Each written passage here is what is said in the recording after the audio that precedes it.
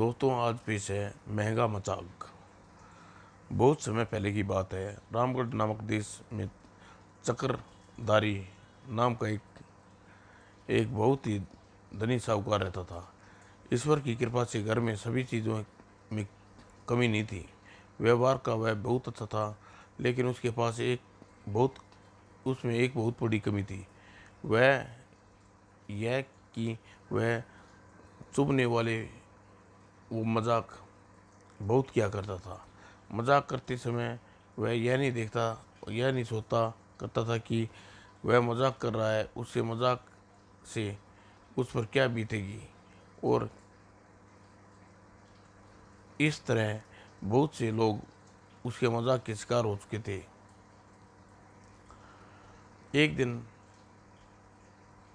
दिन उसने भवन के पीछे, हे प्रभु, 1,000 रुपये की सख्त जरूरत है, बस तू 1,000 रुपये दे दे, मैं जीवन भर तुम्हारे नाम की माला जपता रहूँगा।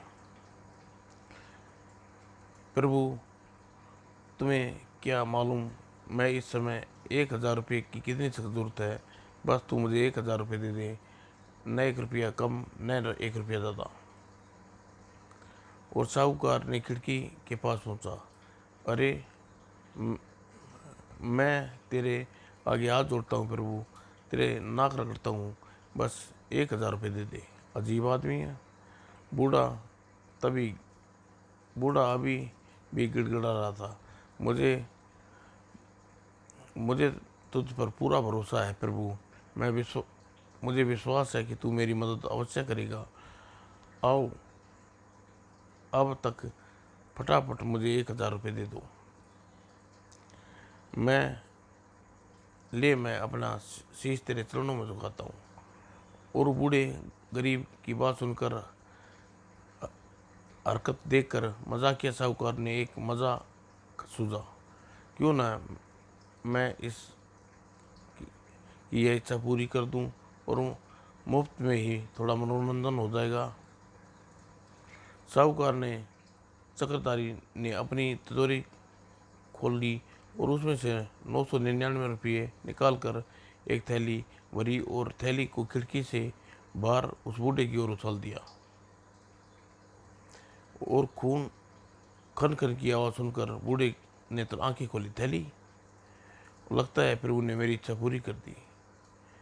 और तभी, अजी, आप इतनी देर से खिड़की के बाहर खड़े होकर क्या देख रही? आह पार्वती, तुम तमाशा देखो, कहकर साहूकार ने अपनी पत्नी को सारी बात बताई। और सुनकर, यानी इस बार आपने अपने मजाक का निशाना एक बूढ़े को बनाया है। चलो, थोड़ा सा मजा रहेगा। बिल्कुल, मुझे विश्वास है वह बूढ़ा पैसे गिन करने के बाद प्रभु के दिमाग चाट जाएगा। और बूढ़े गरीब ने जैसे ही थैली का मुंह खोला, ओह रुपये, तेरा लाख लाख शुक्र है प्रभु, जो तूने मेरी इच्छा पूरी कर दी। तूने मुझे 1,000 रुपये भेज दिए होंगे, किंतु मैं भी गिन कर देख लेता हूँ, आखिर तेरा कर्ज मुझे वापस भी तो करना है। और बूढ़ा रुपये बैठ कर रुपये गिनने लगा। 1, 2, 3, 4। और अब उसने पूरे रुपये गिन लिए। आई, यह तो 999 रुपये हैं, जबकि मैंने प्रभु से पूरे 1,000 रुपये मांगे थे, न एक कम न एक ज़्यादा। हे प्रभु, यह क्या किया तुमने? पैसे गिनने में गलती हो सकती है। मैंने तुमसे 1,000 रुपये मांगे थे, जबकि तूने 999 रुपये हैं। लेकिन फिर, नहीं प्रभु, नहीं प्रभु से गिनती गिनने में भूल नहीं हो सकती। ज़रूर उसने मुझसे ही भूल हुई होगी। एक बार फिर गिनती करके देखता हूँ। और बूढ़े ने फिर गिनती करनी शुरू कर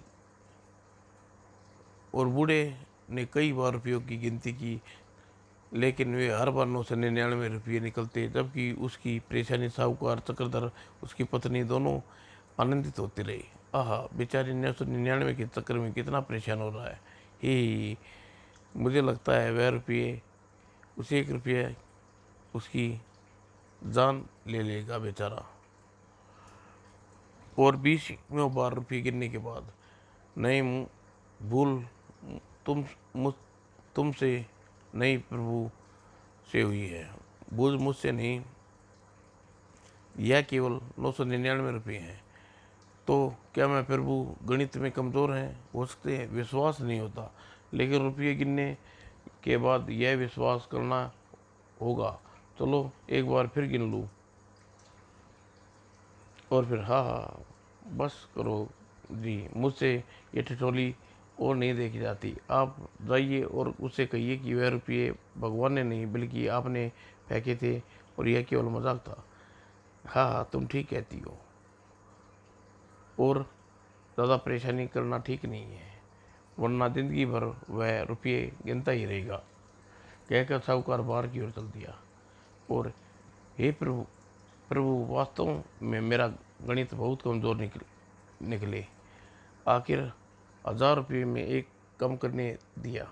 खैर अब तुमसे क्या शिकायत करूं, कितनों ने से ही गुजारा कर लूँगा। अच्छा मैं चलता हूँ। तभी, माफ़ करना बाबा, तुम्हारे हाथ में जो रुपये की थैली है वह मेरी है, लाओ इसे मुझे वापस कर दो। क्या बकते हो मूर्ख, यह थैली मेरी है, प्रार्थना करने से मुझे प्रभु ने दी है, उधार प्रभु ने मुझे उधार में दी है। अरे बाबा, यह तुम कैसी बातें कर रहे हो, ज़रा सोचो। भगवान इस तरह प्रार्थना पर किसी को धन देता नहीं। यह थैली मैंने तुम्हें सामने फेंकी थी। नहीं नहीं, मुझे नहीं, तुम मुझे मूर्ख बनाने के लिए झूठ बोल रहे हो। विश्वास करो बाबा, तुम्हारी बात सुनकर मैंने मजाक किया। वह थैली मजाक करने के लिए मैंने यह थैली ऊपर खिड़की से फेंकी, और इसमें 1000 रुपये में 1 रुपया कम है, इसलिए रखा कि तुम्हें परेशान हो, और हम पति पत्नी तुम्हारी परेशानी का आनंद उठाएं। ओह, तुम झूठ बोलते हो, थैली तुम्हारी नहीं है, भगवान ने मुझे दी है। यदि तुम अपनी खैर चाहते हो तो भाग जाओ यहाँ से। मैं कहता हूँ थैली मुझे वापस करो। दोनों एक दूसरे के आमने सामने झगड़ने लगे, और लोग उन्हें झगड़ते, राह चलते लोगों ने इर्द गिर्द जमा होने लगे। थैली मेरी है, झूठ, यह थैली मेरी है। और थोड़ी झगड़े की उग्र रूप धारण करते देख आस पड़ोस भीड़ में एक बुद्धिमान व्यक्ति हंसते किया, मैं तैयार हूँ। अरे भाई, इस तरह लड़ने से क्या फ़ायदा, क्यों न तुम दोनों झगड़े का फैसले करने के लिए न्यायाधीश के पास चलो। मैं तैयार हूँ, मैं भी। और तुरंत ही भीड़ छट गई और दोनों न्यायाधीश के पास चले। लेकिन चलते चलते अचानक गरीब आदमी एक रुक गया। क्यों, क्या हुआ, अब क्यों रुक गए? देखो भाई, तुम्हारे हाथ न्यायाधीश के साथ पास नहीं जा सकता। ए बूढ़े, तुम मुझे मूर्ख बनाने की सोच रहे हो? ऐसी बात नहीं है भाई। दरअसल बात यह है कि न तुम मेरे पास कोई सवारी है, और न ही मैं कोई ढंग के कपड़े पहने हुए हैं। और अब तुम ही बताओ, मैं इन गंदे कपड़े न्यायाधीश से कैसे सम्मानित व्यक्ति के पास कैसे जा सकता हूँ? यदि ऐसी बात है, तुम मेरे साथ मेरे घर चलो, वहाँ से तुम्हें पहनने के लिए अच्छे कपड़े दूंगा, और सवारी के लिए घोड़ा भी। लेकिन शर्त यह है, फैसला होते ही तुम्हें कपड़े और घोड़ा मुझे वापस करना होगा। मंजूर है? वो साहूकार ने चक्रधारी ने अपने घर ले आया। उसे पहनने के लिए एक जोड़ी कीमती कपड़े दिए, और कपड़े पहनने के बाद बूढ़ा गरीब साहूकार से कम रोबीला नहीं लगने लगा था। चलो भाई, अब तुम अपने अस्तबल में एक घोड़ा दे देता हूँ, और फिर दोनों न्यायाधीश के पास चलेंगे। ठीक है भाई, यह तुम्हारा मुझ पर बहुत बड़ा उपकार होगा। फिर दोनों अस्तबल में एक घोड़ा लिया, और फिर दोनों सवार होकर न्यायाधीश से मिलने चले। और कुछ देर बाद दोनों शहर में प्रमुख न्यायाधीश के पास पहुंचे। साहूकार ने चक्रधर ने सारी किस्सा उसे क्या सुनाया। तो तुम्हारा कथन यह थैली तुमने मजाक के तौर पर इस वृद्ध के पास फेंकी, और इस इसका कहना है कि यह रुपये की भरी थैली भगवान ने इसे दी है। जी हाँ महोदय। दोनों महाशय, तुम्हें अपनी सफाई में कुछ कहना है? यदि बात का कोई प्रमाण दे सकते हो तो यह थैली तुम्हें वास्तव में तुम्हारी है। जी हाँ मान्यवर न्यायाधीश, यह प्रमाणित कर सकता हूँ। यह चालाक साहूकार की नीयत मेरे पास इतने ढेर रुपये सारे पैसे देखकर खराब हो गई, इसलिए इसने मुझे नीचा दिखाने पर तुला हुआ है। और अभी तो धूर्त साहूकार रुपयों को ही अपना बता रहा है, थोड़ी देर बाद मेरे घोड़े को भी अपना बताने लगेगा। यकीन न हो तो आप स्वयं ही पूछ लीजिए। क्या मतलब तुम्हारा घोड़ा मेरा नहीं है?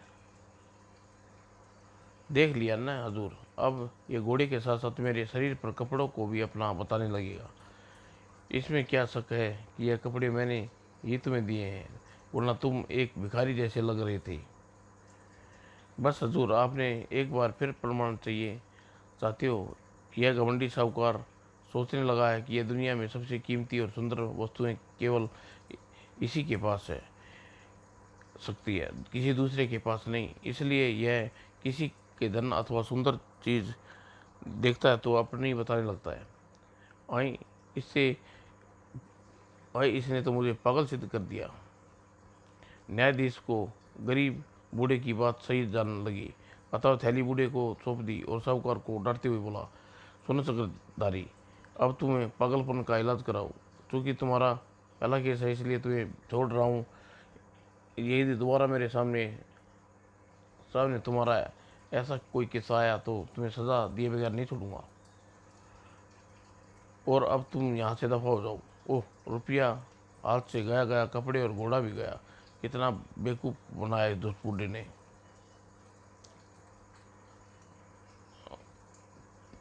बेचारा चक्रधारी घोड़े से घोड़े पर सवार होकर उदास मन से घर की ओर चल पड़ा।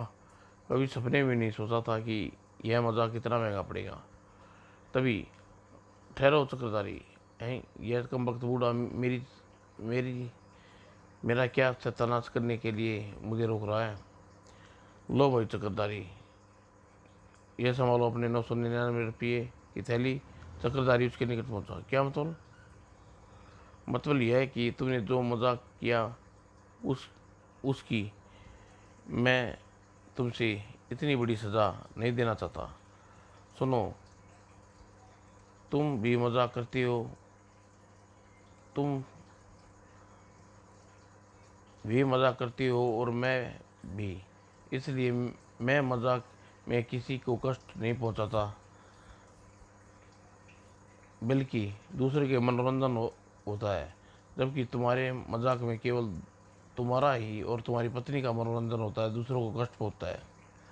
इसलिए जब मुझे तुम्हारे बुरे व्यवहार के बारे में पता चला तो मैंने एक नसीहत देने की सोची, और तब मैंने मजाक का परिणाम तुम्हारे सामने सामने है। ओह, यानी यह सब तुम्हारा मजाक था? हाँ भाई, संभालो अपनी थैली और अपना घोड़ा। बस मेरा एक नेक सलाह ध्यान में रखना कि मजाक या बात ऐसी करो जिससे किसी का मन दुखी ना हो। मैंने सचमुच शर्मिंदा हूँ बाबा। मैं अपने वादा करता हूँ कि आज के बाद मैं किसी का भद्दा मजाक नहीं करूँगा। धन्यवाद भोले मानस। और बूढ़े ने साहूकार के घर पहुँचा और थैली के साथ साथ उसका घोड़ा और कपड़े भी वापस कर दिए और अपनी राह चल दिया। अरे, मैं उसने की इंसान की बाबत यह तो पूछना ही भूल गया, वह कौन है और कहाँ से आया है और कहाँ जा रहा है। परंतु जब भी नेक बूढ़े की परिचय जानने की बात ध्यान में आई तो वह नेक नज़रों से यूँ जल हो गया। परंतु उस दिन बाद चक्रधारी ने वास्तव में किसी से बुरा मजाक नहीं किया। समाप्त दोस्तों।